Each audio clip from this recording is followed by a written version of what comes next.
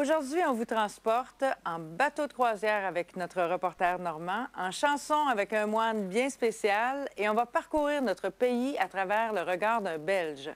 Comment se calmer après une semaine éprouvante au travail, stressante à la maison? Le père Dominique Minier a peut-être une solution pour nous. On en parle tout de suite après la pause.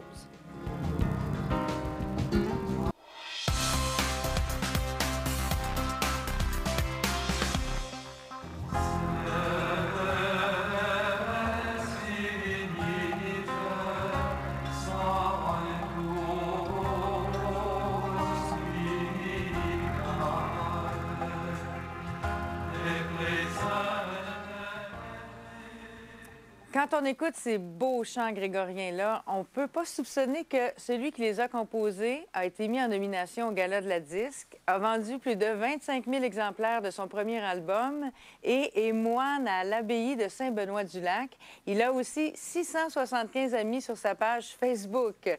Père Minier, bonjour. Bonjour, vous en savez plus que moi. Ben oui, je sais tout sur vous, Père Minier. Le moins qu'on puisse dire, c'est que vous êtes un moine assez unique.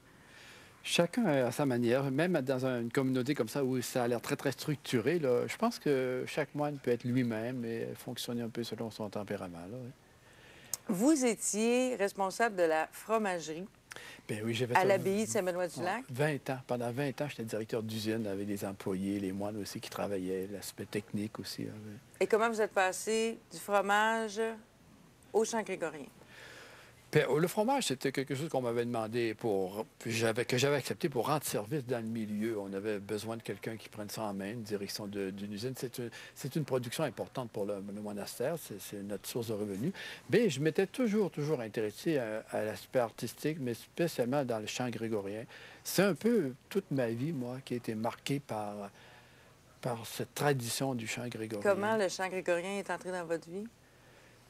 Même quand j'étais jeune enfant, là, dans la maison chez nous, on entendait du chant grégorien parce que mon père dirigeait la petite chorale de la paroisse. Puis souvent, il faisait des exercices de chant grégorien à la maison dans ce temps-là. Et bon, quand on était enfant, on faisait nos devoirs à la maison sur la table de la cuisine. Puis... Vous trouviez ça beau? Bon, je ne remarquais pas ça parce que c'était normal pour nous autres. On ne se pose pas de questions comme ça quand on est jeune. Hein, mais ça crée une ambiance quand même. Quand on est jeune, on pense que toutes les familles sont pareilles, mais nous, on chantait beaucoup à la maison, soit des chants folkloriques. On écoutait aussi les chanteurs à la mode du temps. Là. Mais mon père, lui, s'occupait de la chorale. Alors, on entendait aussi ces chants-là. Puis, je les entendais à l'église. On allait à l'église et il y avait des chorales de chants grégoriens. C'était une chorale qui était quand même pas si pire. Il y avait un prêtre qui avait étudié, justement, chez les moines européens, dans le temps qu'il avait... C'est lui qui avait enseigné à mon père pour le chant grégorien. Donc, j'étais un petit peu comme à la bonne école dès le départ, heureusement. Après, je suis allé... on appelait ça le cours classique, autrefois, dans un collège à Chicoutimi, là. Et pendant tout le temps que j'étais là, je faisais partie de la chorale où on chantait du grégorien. On ne chantait pas uniquement du grégorien, mais on faisait du grégorien aussi pour les réunions de prière des étudiants. Là. Et c'était une assez bonne chorale. Ils avaient gagné le premier prix d'un concours de chorale du Québec. Ils ont chanté à la salle Wilfrid Petit à Montréal, tout ça. Et c'était avec 2 pièces de chant grégorien qu'on avait gagné ce prix-là, ce rang-là, ce concours. Le chant grégorien permet quoi dans nos vies actives aujourd'hui? Il se dégage du chant grégorien là, comme une atmosphère de paix. C'est ce que les gens qui écoutent ma musique me disent aussi.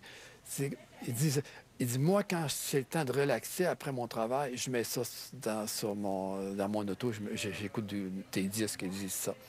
Ou bien ils disent, quand j'ai de l'insomnie, ça fait drôle de dire qu'ils utilisent ma musique pour s'endormir, mais je pense qu'ils le disent dans un bon sens. Ça les place dans un état de détente. Puis je pense aussi que ça nous fait communiquer avec un autre âge. Donc, ça nous sort de notre propre milieu. Vous savez, l'aspect culturel, par exemple, d'aller en voyage, c'est vraiment de se dépayser, de voir autrement notre milieu. Et alors, c'est comme un voyage dans une autre tradition culturelle que d'écouter du chant grégorien aussi. Et vous, par le chant, vous entrez dans les foyers des gens, peut-être pour livrer... Oui, mais quelque chose de spirituel? Moi, c'est ma vie. Ça a été toute ma vie. Puis, encore actuellement, à Saint-Benoît-du-Lac, on utilise le chant grégorien dans nos réunions de prière. Et c'est pas de l'artificiel pour nous, c'est l'expression de notre prière. Ça devient que c'est notre prière. Et le chant grégorien, bien, il est fait il a été composé sur des textes latins. Et il utilise exactement il correspond exactement comment dire, au terme du chant au terme latin de ces textes-là. Ils collent très, très, très bien. Là. Les accents latins, tout ça, ils sont mis en évidence. Donc, ça va de soi, la prière en latin s'exprime par le chant grégorien. Et c'est ce qu'on utilise encore maintenant, nous. Et en quoi ça touche même les jeunes qui n'ont pas nécessairement cette... Ils l'ont pas entendu ailleurs. C'est ça, et cette culture-là d'aller dans les églises. Ça montre qu'il y a quelque chose d'universel.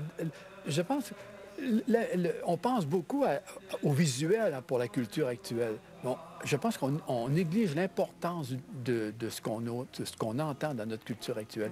Et je pense que pour rejoindre les gens, là, plus encore que le visuel, l'oreille, c'est plus universel encore. Et ce qui passe dans du chant, puis avec la musique que mes musiciens font, parce que mon chant grégorien, le chant grégorien tout seul, je ne suis pas sûr que ça rejoint beaucoup de jeunes, mais avec une musique composée par des vous avez musiciens travaillé actuels, avec des jeunes, on peut même dire des technos. Oui, puis des jeunes qui représentent la culture actuelle. Quand j'ai commencé à faire du grégorien avec eux, là, bien, il a fallu que je fasse avec eux, leur montrer qu'est-ce que c'était.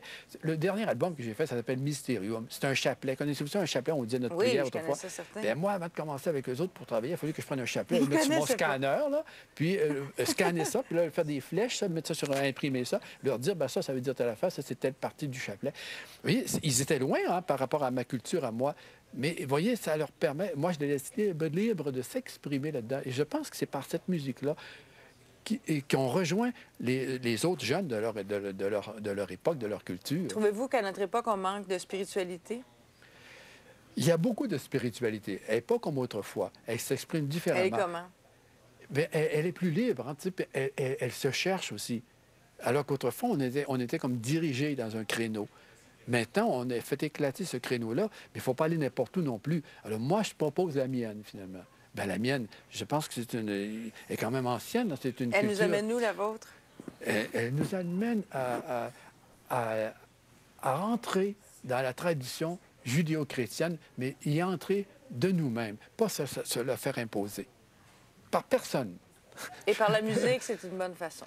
Bien, par la musique, c'est un langage universel. Comme je disais tout à l'heure, par la musique et tout ce qui est son, là, tu rejoins beaucoup. Il y a toute une émotivité qui passe. Et on passe par l'âme à ce moment-là. Par l'âme, c'est ça, oui. Il y a quelque chose de ça qui sort dans les Merci beaucoup. Ça me fait plaisir. Votre site Internet va pouvoir nous en dire plus aussi, si on veut entrer davantage Facebook aussi, dans votre univers. Est-ce que vous avez déjà fait une croisière? Moi, une petite croisière sur le Saguenay, c'est tout ce que j'ai fait de croisière. Grosse croisière, d'aller de bateau de 2000 personnes. Ça manque dans ma culture. Notre reporter normand est allé voir un gros bateau de croisière qui accoste à Québec, mais il nous amène voir les coulisses et les dessous. Restez là après la pause parce que c'est vraiment impressionnant.